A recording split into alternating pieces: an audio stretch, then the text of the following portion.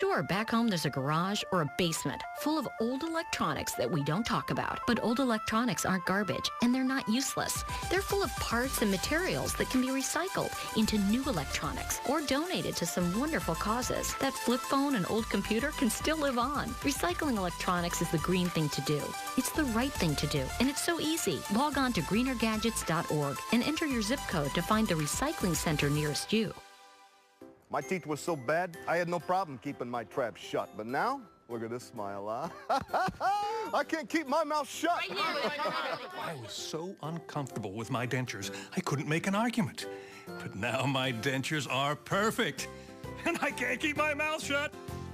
Order in the court. Sun Dental and Dentures. With our easy payment plans and same-day dentures, it's no wonder our patients can't keep their mouth shut. Your Honor, I object. More in-depth investigations. More live coverage. More news, the stories you care about. As they happen. More accurate forecasts to keep you prepared and protected. NBC 24's hour-long news now at 5 o'clock every weekday. Name a part of Steve Harvey's body that's probably very smooth. His head. Your mustache. I'm going to say your bottom. Weeknights at 7:30 on NBC 24. Watch Celebrity Endgame weeknights at 7 on NBC 24.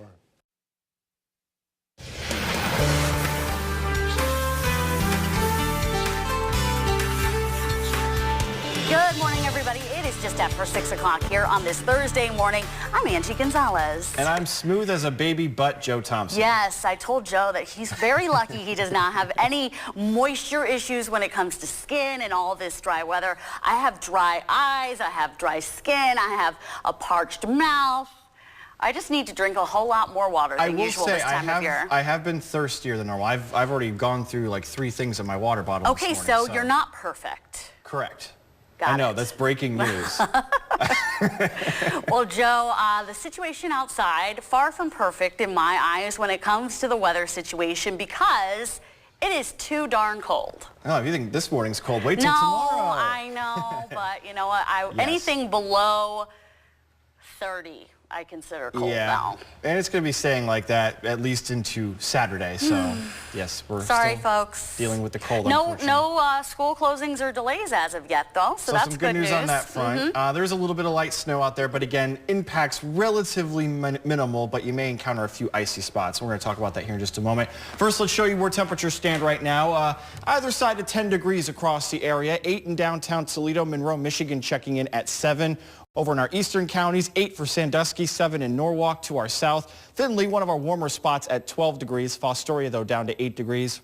We've got a trio of 10s in Defiance, Ottawa, and Van Wert. But there is a little bit of a breeze again this morning, up to 21 miles per hour coming off of Lake Erie in Sandusky. These winds are out of the northeast, getting up occasionally again as high as 20 miles per hour. So you got to factor in the winds. It feels like it's 11 below in Sandusky, 8 below the wind chill in Toledo, and down to 5 below in Findlay. So it's feeling below 0 as we kick off our Thursday. Show you triple Doppler radar. We'll show you where these light snow showers are right now. There are some breaks in there. They do tend to weaken as they make their way into northwest Ohio. So again, there's a thin coating out there. Really not expecting much more in the way of accumulation, though. Expecting a 1/4 of an inch or less here as we go through our morning. But the snow shower is expected to continue off and on. At least through the morning hours, will start to dissipate this afternoon, and then the bitter cold stuff does return. If you think this morning's cold, wait till tomorrow. Temperatures dropping below 0 again tonight, and we are still tracking a storm for the upcoming weekend, a winter storm, but after that storm moves out, we're expecting a warm-up. Finally, some warmer weather to talk about, though the news isn't all good with that particular warm-up, and we'll talk about that more in my full forecast in just a few minutes. Angie? All right, thanks so much, Joe. Well, we begin now with a still developing story because right now, while we do not have any closures or delays, the winter weather is going to continue, folks, and schools are now having to explore ways to make up the days that they have already missed or the time they've missed. Good news is that some say that they are better off this time around after changes to the rules for makeup days in the last year. Toledo Public Schools recently switched over from calamity days to calamity hours, and officials say that using the hour system makes it more flexible for them when they're having to make up lost time due to a delay or even an entire snow day. And school officials say if they hadn't switched over to hours, every grade would currently have 3 extra school days that they would need to make up. It was a very good decision. But we're still in a situation where we have to address the 7th and 8th grade, at least for this year. Now, Washington Local School District is still on the Calamity Day system, and their students currently have 3 days to make up. But a district spokesperson says that administrators are now talking with unions representing their employees and say that there's now a good chance that they could switch over to the hours system by next school year. New this morning, Mercy is now teaming up with the Toledo Clinic cancer physicians to open up the area's second cancer center. NBC 24's Stephanie Martinez joins us now live from the proposed site with more on this merger of sorts. Stephanie. Angie, good morning. This new cancer center, it will be called Mercy Perrysburg Cancer Center. It will sit adjacent from Mercy Emergency Services, which is where we are right now this morning. It's on Eckel Junction Road.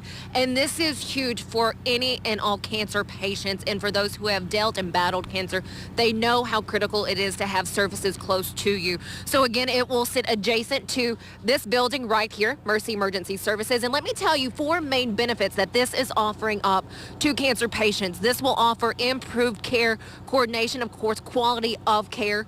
They will have other physician specialists on hand. So this partnership will include oncologists, surgeons, surgical oncologists, pathologists, and so on there. And then increase access to clinical trials. Not only that, supportive care services, because you will have counselors on hand as well as nutrition specialists. And this project is a $14.5 million project. And let me tell you that this is expected to open early next year in 2016. Now, this announcement is coming later on this morning at 11 o'clock, so we should have more on this proposed site at that time. So very exciting news. And again, for those who have battled cancer, if they know someone close to them who has battled cancer, they all know how important this new building will be. Reporting live this morning, Stephanie Martinez, NBC 24. All right. Thanks so much, Stephanie. Meantime, new this morning, amid tension between police officers and the communities that they serve nationwide in recent months, well, Toledo police want to hear from you on ways that they can foster better relations with you, their citizens. So today, the Ohio Task Force on Community Police Relations is going to be hosting a public forum to address concerns that you may have about your connections with police, your interactions with them. The forum is going to be held at the University of Toledo Scott Park Auditorium tonight from 4:30 in the afternoon to 8:30 tonight. Toledo police are rolling out yet another new crime-fighting initiative this week that can help victims retrieve their stolen property. Now, Toledo police are working with the website Leads Online, L-E-A-D-S, Leads Online, and users can upload information and pictures of their valuables into the free account that they set up using the site's Report It feature. Theft victims can then provide police with information needed to find their property should it be located. We find merchandise. Maybe we'll do a raid at a house, a drug house, and there's 3 TVs in there. We know these TVs are probably stolen, but we don't know where they came from. Inventory of stuff, and then when I saw it at the dollar.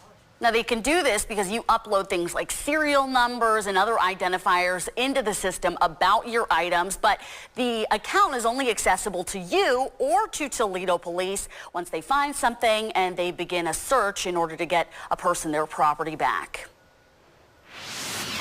New this morning and happening right now, a second proposal trying to legalize marijuana use in Ohio has been denied. Now, responsible Ohioans for cannabis submitted more than 1,400 signatures with proposed ballot language and a summary to the Ohio Attorney General Mike DeWine this week, but both have been denied in this case because only 883 signatures were found to be valid, though they needed 1,000.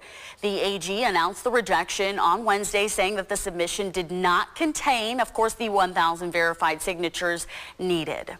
Meanwhile, out near our nation's capital, Washington, D.C.'s mayor says that marijuana will become legal despite a threat from Republicans in Congress that city leaders could face prison time for implementing a voter-approved initiative. The push for possession of up to 2 ounces of pot for recreational use would become legal today.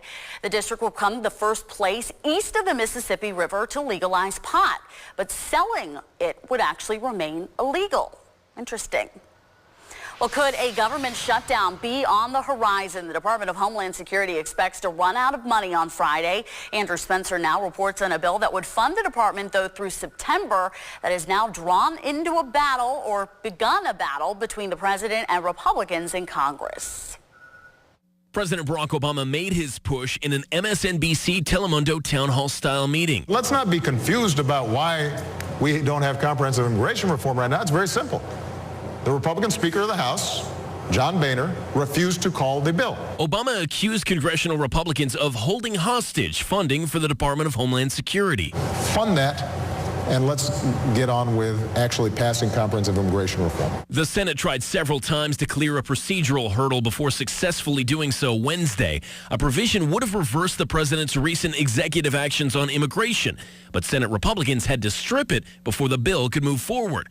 It's not clear if House Speaker John Boehner would allow a vote on a so-called clean version of the bill, as many conservatives have zeroed in on the DHS funding as the place to wage that fight over Obama's executive orders. If the Speaker brought a vote to the floor that was just a clean vote on DHS that funded what I believe an unconstitutional action, I'm not going to be part of funding something I believe is unconstitutional. I believe that's a dereliction of my oath of office, and I'm not going to be part of that. But with DHS funding about to run out, waiting too long risks another government shutdown. There are concrete, dramatic consequences for the homeland security of this nation if